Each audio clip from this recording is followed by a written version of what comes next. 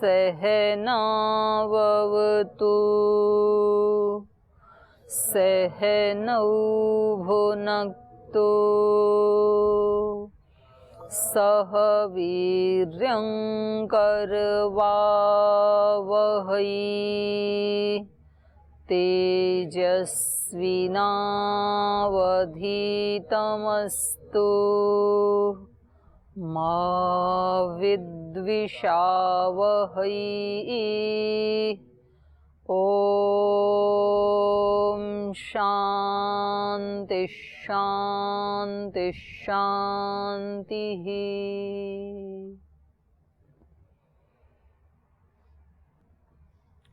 पीछे का कुछ पूछना है? पीछे से किसी को? आपके पास ये माइक। ओम दीदी जी, मैं ये पूछना चाहता हूँ, निष्काम कर्म के विषय में एक क्वेश्चन पूछना चाहता हूँ।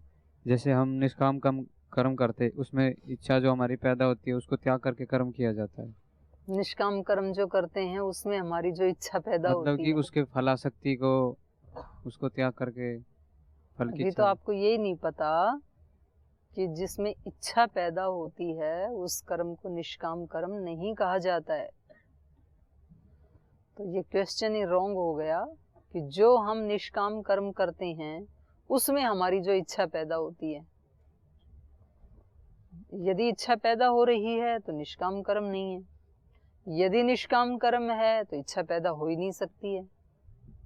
दीदी इच्छा तो पैदा होती ही है। इच्छा पैदा होती है तो निष्काम कर्म कहाँ से आ गया? सकाम कर्म है, कामना है। तो सकाम भी तो कामना ही होती है, उसमें वो कामना के विषय थोड़ा पहले प्रश्न पूछने भी तो सीखो, चीजें क्लियर भी तो करनी सीखो। आपका प्रश्न होना चाहिए कि जो हमारे सकाम कर्म है, सकाम कर्म माने कामना से युक्त जो हमारे कर्म हैं उनको निष्काम कैसे बनाया जाए, ऐसे पूछो। सकाम कर्म क्या होते हैं? जो इच्छा से किए जाते हैं वही होगा, जो अपनी इच्छाओं की पूर्ति के लिए किए जाते हैं। और निष्काम क्या होते हैं? निष्काम अपनी इच्छाओं की पूर्ति के लिए नहीं। आप सकाम कर्म कौन कौन से करते हो? सकाम जैसे अपने लिए हो गया, अपने लिए करते, अपने स्वार्थ के लिए। कौन से करते हो आप अपना बताओ। सुबह से शाम तक कौन कौन से सकाम कर्म करते हो? जैसे सुबह उठ करके खाना हो गया, खाना खाते हैं, जैसे खाना खाते हो, खाना खाते हैं, सकाम कर्म है। सकाम क्या कामना करते हो खाना खाते समय? खाना खाते समय कामना ही तो करते हैं, इससे क्या? हमारा शरीर स्वस्थ होगा, इससे अपना शरीर स्वस्थ होगा, भूख मिटेगी। अपने लिए ज्यादा, मतलब अपने लिए ज्यादा इच्छा करते हैं, उसमें हमको भी अच्छा और क्या करते हो सकाम कर्म? सकाम कर्म जैसे कि अब योग प्राणायाम वगैरह करते हैं तो अपने स्वार्थ के लिए भी करते क्या हैं। क्या कामना है वहाँ? जैसे अपना शरीर ही स्वस्थ होगा, उससे भी ये भी तो एक प्रकार का स्वार्थ हो गया। क्या करोगे स्वस्थ शरीर का? शरीर को स्वस्थ बना के क्या? स्वस्थ अगर शरीर होगा तो दुख नहीं होगा जीवन में, दुख नहीं होगा, इसलिए। हाँ। और क्या करते हो सकाम कर्म? सकाम कर्म जैसे कि अब और भी बहुत सारे कर्म। कौन से बहुत सारे बताओ तो, अपनी चेकिंग तो करो। कि दो ही काम सकाम करते हो, खाना खाने का और व्यायाम प्राणायाम करने का। और सारे दिन भर में 24 घंटे में दो ही कर्म करते हो कि केवल? कर्म तो बहुत सारे करते हैं। तो बताओ उसमें कौन कौन से सकाम कर्म है? निष्काम भी करते हो कोई एक आधा? हाँ होते हैं। कौन से? बहुत सारे। वो तेरा भला हो, होते हैं। एक आधा नहीं, बहुत सारे करते हैं। हाँ बताओ निष्काम कौन कौन से हैं? जैसे अब सेवा करते हैं। कौन क्या सेवा करते हो? सेवा जैसे भोजन की सेवा करते हैं, ऊपर जाते। क्या भोजन की सेवा? क्या भोजन बनाते हो? दूसरों के लिए भोजन बांटते हैं। भोजन बांटते हो? हाँ बांटते हैं। हाँ। उसमें अपने लिए कोई इच्छा नहीं होती, दूसरों तो के। क्यों बांटते हो? क्या सोच के बांटते हो? कि दूसरों को सुख मिले। दूसरों को सुख मिले, ये तो कामना हो गई। मेरी ये इच्छा है कि मैं भोजन बांट रहा हूँ तो दूसरों को सुख मिले, तो ये मेरी कामना है ना, क्योंकि दूसरों को सुख मिलेगा तो मुझे अच्छा लगेगा। ये निष्काम कहाँ हुआ? ये तो सकाम है। ये तो कामना है कि दूसरे सुखी हूँ, यही तो कामना है। निष्काम कहाँ है? ये तो कामना रहेगी। हाँ तो पहले सकाम निष्काम का ना अच्छे से चिंतन करके फिर कल पूछना, दूसरे को दो माई कभी। ऐसे आपको ना अपने बारे में बहुत गहनता से चिंतन करना पड़ेगा। ऐसा नहीं है कि मैं उत्तर देने से मना करें ऐसे नहीं, क्योंकि मैं आपको बहुत ज्यादा गंभीरता से चिंतन करने वाला ब्रह्मचारी या सन्यासी देखना चाहती हूँ। आप जो पूछें उसका बहुत गहनता से चिंतन मनन करें और अपने जीवन में करें। दूसरों का ठेका नहीं लेना अभी आपको, पहले अपना निर्माण करो। लोक में कुछ लोग ऐसे करते हैं, कुछ लोग ऐसे करते हैं, ये प्रश्न नहीं पूछना आपको। आप क्या करते हैं सुबह से शाम तक और उसमें क्या सुधार करना चाहते हैं और उसमें शास्त्र क्या आपकी हेल्प कर सकता है, वो पूछना है जी। ओम दीदी जी प्रणाम। दीदी, तृप्ति और संतुष्टि में भेद नहीं हो पा रहा है, क्या अंतर है दोनों में? थोड़ा सा अंतर है, आस पास ही है दोनों। जैसे आप खाना खाते हैं तो एक स्थिति ऐसी आती है कि फिर और खाने की इच्छा नहीं होती है, उसको कहेंगे तृप्ति, कि जी बस अब तृप्त हो गई। तृप्त हो गई मतलब पेट भर गया। लेकिन वो पेट भरने के बाद भी आपका मन भी संतुष्ट है ये जरूरी नहीं है। मन में ये हो सकता है कि अगर थोड़ी गुंजाइश होती तो एक रसगुल्ला और खा लेता, और ये इच्छा यदि नहीं हो रही है तो वो संतुष्टि है। संतुष्टि का मतलब है जो मेरे को मिला है पूरा पुरुषार्थ करके, उससे ज्यादा की ना डिमांड है और ना कोई किसी को उल्हाना है कि जी उसको तो इतना मिल गया, वो भी तो सन्यासी है, वो भी यहाँ रहता है, हम भी यहाँ रहते हैं, मेरे को नहीं मिला उतना। ये भाव पैदा ना हो, मेरे को जो मिला है बिल्कुल ठीक मिला है, जितना किया था उससे सवाया ही मिला है। कुछ ना कुछ ज्यादा ही देता है देने वाला, है ना। जैसे दूध देने वाले हैं तो वो तो विशुद्ध रूप से उनका तो बिजनेस है दूध का, लेकिन तो भी वो आपको आधा किलो दूध देते हैं तो फिर ऊपर से इतना सा और डाल देते हैं। ये तो सामान्य व्यक्ति का स्वभाव होता है। जब आप सब्जी लेते हैं तो सब्जी तोलने वाला है वो थोड़ा सा ज्यादा ही देता है आपको हमेशा, आप सब्जी लेते हैं तो ये तो सामान्य आदमी का स्वभाव है। किसी से अनाज लेते हैं तो पूरा तोल के जो तोलता है तो इतना सा अनाज उसमें ज्यादा होता है इस साइड में जो बट्टा रखा है उससे। पर वो जो ईश्वर है वो तो और भी ज्यादा दयालु है, तो वो हमने जितना कर्म किया था उससे कुछ ज्यादा ही देता है, सवाया ही देता है हमें। मतलब कुछ ना कुछ जैसे सामान्य व्यक्ति देता है ना, ऐसे ही वो भी करता है। आप कपड़ा भी लेते हैं तो वो 1 मीटर हो गया, फिर यहाँ 1 मीटर खत्म हुआ था तो यहाँ से कट करता है, वो इतना सा और देता है कि कहीं कम ना रह जाए इसको। तो उसको लेकर के जीवन में एक संतोष की भावना हो। संतोष की भावना का मतलब है कि चित्त मेरा स्थिर रहे, शांत रहे, प्रसन्न रहे, ये संतुष्टि है। और ऐसे ही तृप्ति माने तृप्ति स्थूलता के साथ जुड़ी हुई है और संतुष्टि सूक्ष्म के साथ जुड़ी हुई है।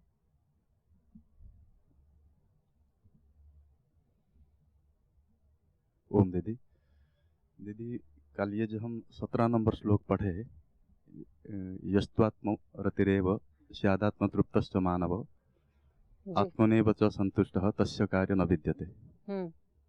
इसमें इसका जो मूल अर्थ है कि जो व्यक्ति या जो साधक अपने आत्मा में रत हो जाता है या तृप्त हो जाता है तो उसको तो शाश्वत तृप्ति या संतुष्ट मिल जाता है। लेकिन आप कल एक उदाहरण दिया था मर्सिडीज कार का। किसका? Mercedes car. कोई व्यक्ति जी, उदाहरण तो एक अंश में घटित होते हैं ना, पूरे पूरे घटित नहीं होते हैं। हाँ, समझाने के लिए होते हैं उदाहरण। हाँ, जी। तो आपने कहा था कि जब कोई व्यक्ति का ऐसी कुछ लक्ष्य है कार लेने का या कुछ बड़े वस्तु लेने का, उसके लिए वो प्रयत्न करता है और प्रयत्न में सफल भी हो जाता है और वो उसको उपलब्धि भी करता है और उसको भी संतुष्टि मिलता है, वो भी तृप्त हो जाता है, लेकिन वो क्षणिक है। तो मेरा प्रश्न है कि ये जो शाश्वत तृप्ति और वो तृप्ति में क्या भेद है? नहीं, मैंने ये कहा था कि वास्तव में उस समय जो उसको तृप्ति मिली है वो कार के मिलने से नहीं मिली, उसकी कामना की तृप्ति हो गया। हाँ, नहीं, कामना की तृप्ति से भी नहीं मिलेगी तृप्ति। निष्काम हो गया इतनी देर के लिए, कामना रहित हो गया। तो संतुष्टि तृप्ति किस में है? निष्काम। कामना रहित होने में। तो ये दोनों का स्थिति एक ही है दीदी? हाँ बिल्कुल एक ही है दोनों का। वो एक क्षण के लिए कामना मुक्त हुआ, जो कामना थी कार की वो मिल गई। तो अब ये कैसा है? अब इसके पास और कोई कामना नहीं है, निष्काम है। तो सुख मिला है निष्कामता से, ना कि गाड़ी से, कामना पूर्ति से नहीं मिला। दोनों चीजों में बहुत अंतर है। आपको लगेगा कि जी कामना पूर्ति होना या निष्काम होना एक ही है, ऐसा नहीं है। कामना पूर्ति क्या है? गाड़ी का मिलना। और निष्काम क्या है? अगली कोई कामना नहीं है अभी। तो ये जो चित्त है जिसमें कोई कामना नहीं है, इस चित्त में सुख की अनुभूति हो रही है। यदि गाड़ी से तृप्ति मिलती तो जब तक गाड़ी रहे तब तक चित्त कैसा रहना चाहिए? तृप्त ही रहना चाहिए। तो गाड़ी तो सारी जिंदगी खड़ी रहती है गैरेज में, लेकिन ये तो थोड़े दिन के बाद ही अतृप्त हो जाता है। जैसे ही दूसरी कामना आएगी तृप्ति चली जाएगी। जितनी देर के लिए ये निष्काम होगा, अनासक्त होगा, तो सुख किस में है? अनासक्ति में। सुख किस में है? निष्काम होने में। निष्कामता में सुख है। उधर दे दो, इधर दे दो, ये इस साइड में ब्रह्मचारी को। ओम। आत्म जागृति और कुंडलिनी जागृति में क्या अंतर है? और परमात्मा प्राप्ति और अनुभूति के लिए इनमें से कौन सा आवश्यक रहता है? हैं? आत्म जागृति और कुंडलिनी जागृति में क्या अंतर रहता है? आपको क्या चाहिए? परमात्मा प्राप्ति। परमात्मा तो प्राप्त ही है आपको, वो तो कभी एक क्षण के लिए भी दूर होते नहीं है। परमात्मा को प्राप्त करके क्या करोगे? परमात्मा को प्राप्त करके क्या करोगे? माना आपके सामने आ गए अभी परमात्मा, अब बोलो क्या करोगे? अनुभव करेंगे। अनुभव करके क्या करोगे? आ गया आपके सामने परमात्मा, अनुभव हो गया, अब आगे बोलो। वो दूसरों को अनुभव करवाएंगे। दूसरे को अनुभव करा के कि ये देखो ये आ गए हैं परमात्मा, फिर क्या करोगे? उसके बाद क्या हो जाएगा? उससे क्या लाभ होगा आपको? शांति मिल जाएंगी। शांति क्यों चाहिए आपको? क्योंकि उसके बिना शांति नहीं मिल रही है, वही। तो वो तो आपके पास ही है, आपके अंदर ही है। ईश्वर तो सर्वव्यापक है ना जी। तो पूरे संसार का कोई ऐसा जर्रा नहीं है जहां वो ना हो। आपका शरीर भी उसी संसार का एक हिस्सा है, तो आपके शरीर में, आपके रोम रोम में वो तो पहले से ही है। जो पहले से ही है और उसको मिलके शांति होती है, तो शांति हो आप तो फिर।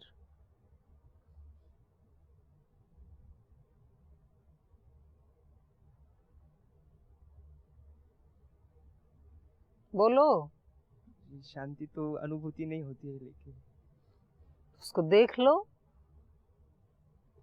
आपके पास ही है, उसको देख लो।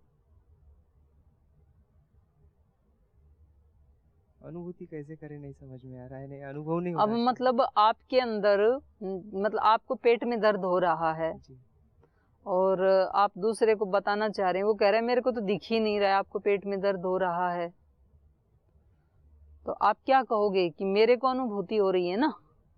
तो जो आपके अंदर है उसकी अनुभूति किसको होगी? आपको होगी कि मेरे को होगी? मुझे। आपको ही होगी ना। तो बाहर वाला दूसरा व्यक्ति अनुभूति करवा नहीं सकता है ना। आप मेरे को आपके पेट के दर्द की अनुभूति करवा नहीं सकते हो। मेरे को अनुभूति किसकी होगी? मेरे को जब पेट दर्द होगा उसकी अनुभूति होगी। आप वाले की मेरे को कैसे हो सकती है? तो आपका ईश्वर तो है सब जगह, आपके अंदर भी है। अब आपको उसकी अनुभूति नहीं हो रही है तो उसके लिए आपको ही कोई उपाय करना पड़ेगा, दूसरा नहीं कर सकता है, हम नहीं कर सकते हैं। हो गया जी। करोगे कुछ? हाँ। क्या करोगे? गुरु जैसे बताएंगे, जिनको अनुभूति है उनके मार्गदर्शन पे चलेंगे। वो तो ये रोज ही बता रहे हैं, रोज बता रहे हैं ना। शास्त्र तो रोज बता ही रहा है। तो आप क्या करोगे अब?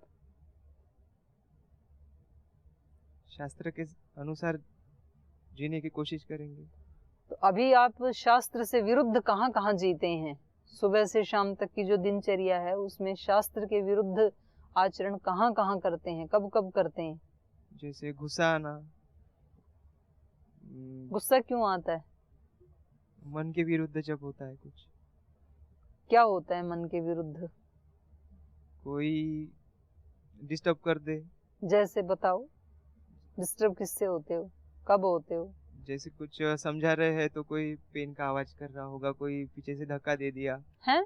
पेन का आवाज कर रहा है, टिक टिक टिक टिक, ऐसा कुछ। तो क्या समझा रहा है, आप किसी से कोई डिस्टर्ब किया, धक्का दिया, पेन का कोई कोई कपाल समझा रहा है, ध्यान जैसे कर मैं रहे- आपको समझा रही हूँ। जी, फिर तो ध्यान के समय कोई कपालभाति करना शुरू कर दे। नहीं, इसको तो पूरा करो, इस घटना को। तो मैंने तो उसको दृश्य को सामने लाया, आप आगे निकल गए। कोई समझा रहा है और दूसरा क्या कर रहा है? टिक टिक कर रहा है जी, पेन से। जी, तो आपका ध्यान समझाने वाले में नहीं रहता, टिक टिक में चला जाता है। जी, टिक टिक को भी सुन लो, टिक टिक भी एक ध्वनि है, और सारी ध्वनियां किसकी हैं? ईश्वर की हैं सारी ध्वनियां।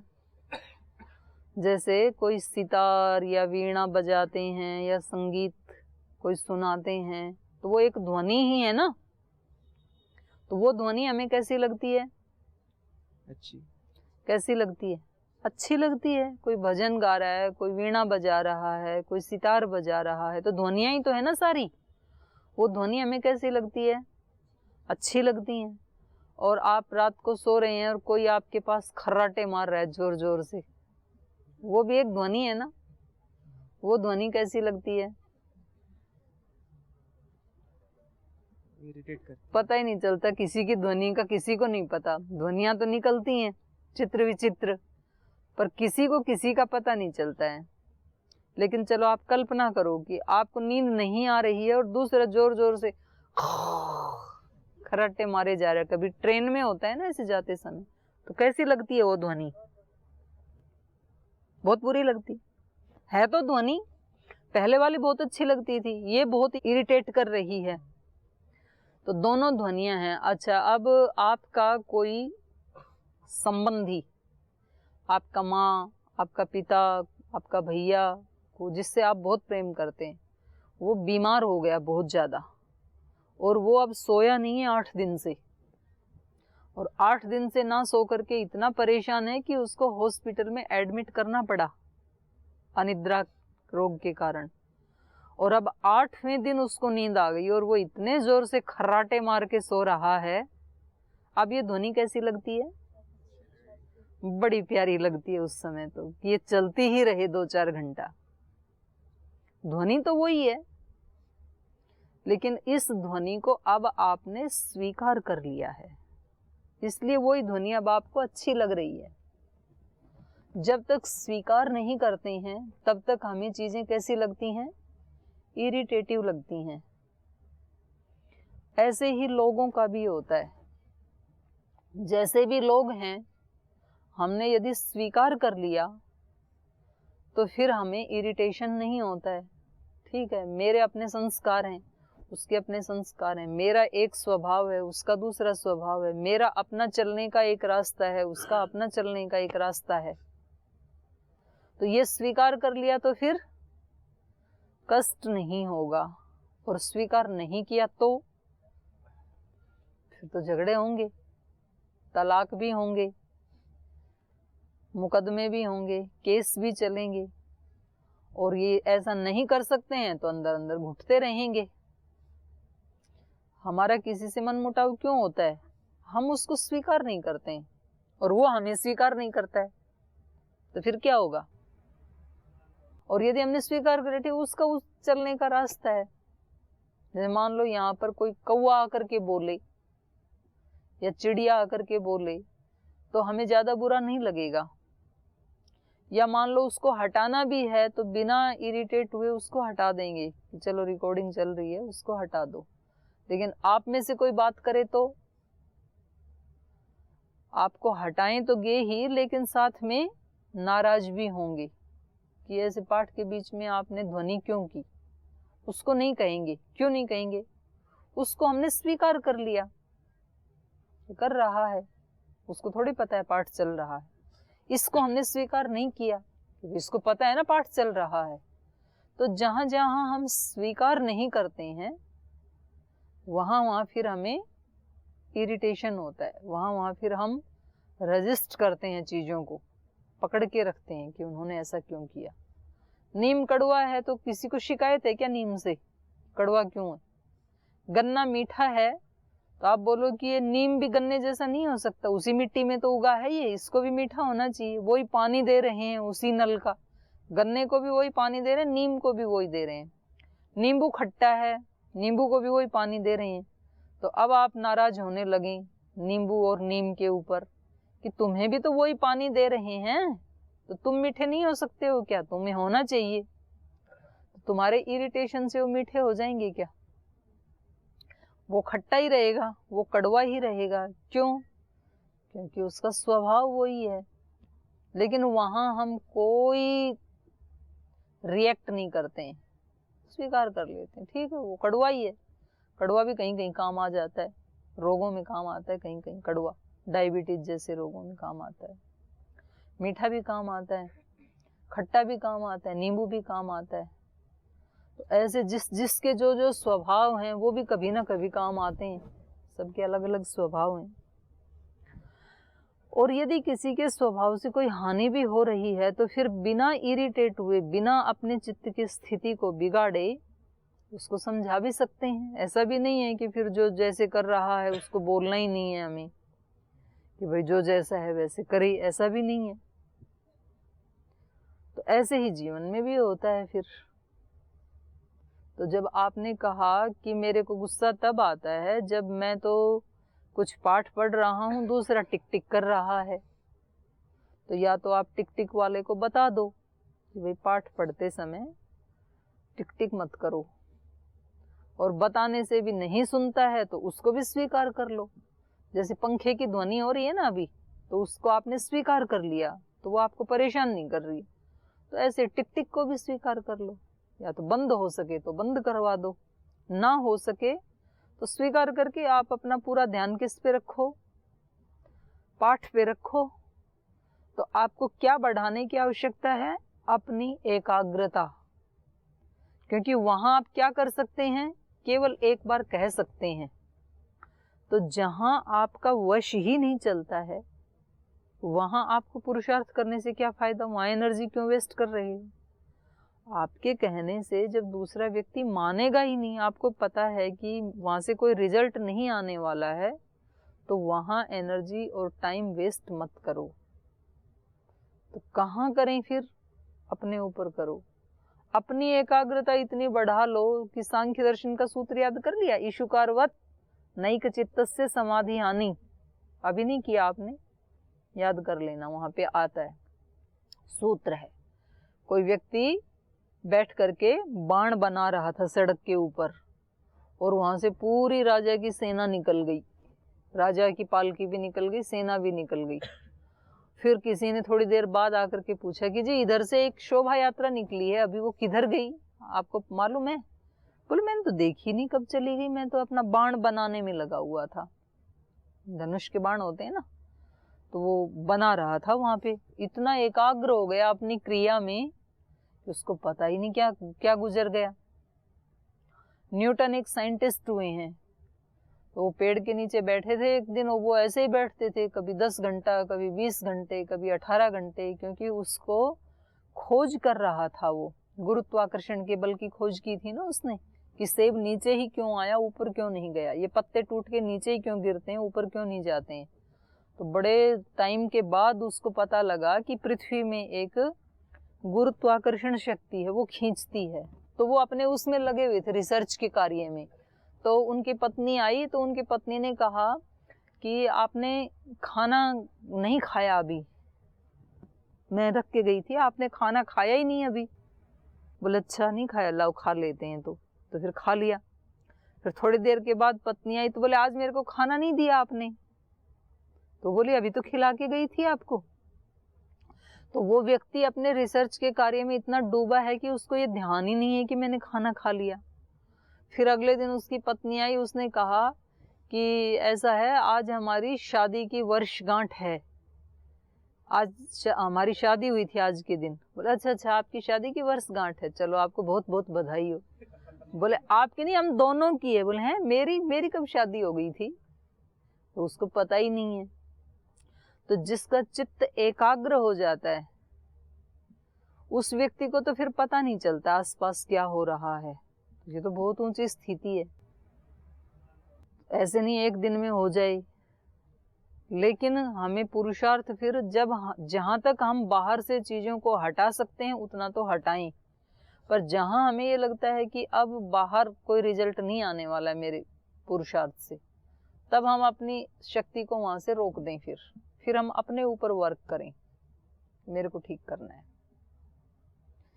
अगला प्रश्न चलो, जो पहले थे ना वही प्रश्न करो। हाँ बोलो। मेरा प्रश्न मेरी बातें सुन के प्रश्न नहीं पूछना जी। जो आपने निष्काम कर्म बताया अभी, तो सारी इच्छाएं मनुष्य की पूरी हो जाएंगी तभी निष्काम कर्म होगा ना? इच्छाओं का तो स्वभाव ये है कि वो कभी पूरी होती ही नहीं है। निष्काम तभी हो जाएंगे जब वो, उनकी कोई काउंटिंग नहीं है कि इच्छाएं 100 हैं कि 200 हैं कि 500 हैं कि 1000 हैं, कि भाई हम ये कहें कि 1000 इच्छाएं पूरी हो जाएंगी तो हम निष्काम हो जाएंगे, ऐसा नहीं है। व्यक्ति बोलता तो यही है कि मेरी इच्छा बस ये है कि एक बार पढ़ाई करके नौकरी मिल जाए, अच्छा सा मकान बन जाए और मैं सेटल हो जाऊं, बस और कोई इच्छा नहीं है जीवन में। तो वो होते ही फिर अगली इच्छाएं आ जाती हैं कि बस एक गाड़ी और आ जाए, ये बच्चे थोड़े बड़े हो जाएं, इनकी शादी हो जाए अच्छी जगह, तो बस फिर और कोई इच्छा नहीं है, मेरा कर्तव्य पूरा हो जाएगा। फिर शादी होने के बाद और इच्छाएं हो जाती हैं। बोले अब इनकी शादी हो गई है, बच्चे सेटल हो गए, अब इनको 2-2 बच्चे हो जाएं तो आत्मा तृप्त हो जाएगी। फिर हम आश्रम में जाके साधना करेंगे। फिर उनके 2-2 बच्चे भी हो गए। बोले अब इनको कोई संभालने वाला है नहीं, हम सोचते हैं कि 5-10 साल इन बच्चों को थोड़ा बढ़ा दें हम, ये तो चले जाते हैं नौकरी पे बहू बेटे, तो बस और तो फिर हमारी कोई इच्छा है नहीं। फिर वो बड़े भी हो जाते हैं। फिर बोले अब ये है कि अब ये शादी के लायक हो गए, इसकी शादी और देख जाऊं मैं, उसके बाद तो कोई इच्छा है नहीं। तो कभी वो शादी हो जाती है, कभी बिना शादी हुई। इच्छाओं का कभी अंत नहीं होता है। इच्छाओं का स्वभाव ही ये है कि जैसे आग में घी डालते रहें तो आग कभी शांत नहीं होती है ना, तो कामनाओं का स्वभाव घी की तरह से है। तो जितना जितना उनको पूरा करते जाएंगे वो और बढ़ती हैं फिर। तो इसका ये उत्तर तो हो नहीं सकता है कि जी सब कामनाएं जिस दिन पूरी हो जाएंगी तब हम निष्काम होंगे, ऐसा नहीं है। योगी निष्काम कर्म कब करता है फिर? निष्काम कर्म तब करता है जब उस व्यक्ति को ज्ञान की उत्पत्ति हो जाती है। उसको जब ये ज्ञान हो जाता है कि मैं आत्मा हूं, एक शरीर नहीं हूं, और मैं आत्मा अपने आप में ही पूर्ण हूं, मुझे कुछ भी पाने की आवश्यकता नहीं है, और जो पा रहा हूं ये सब मेरे पास रहने वाला भी नहीं है, सब छूटने ही वाला है। और जो पा रहा हूं ये किसी की कृपा से पा रहा हूं, और ये सब ईश्वर का है, मेरा नहीं है। जब मेरा कुछ भी नहीं है तो फिर उसमें मेरी कामना भी नहीं जुड़ेगी।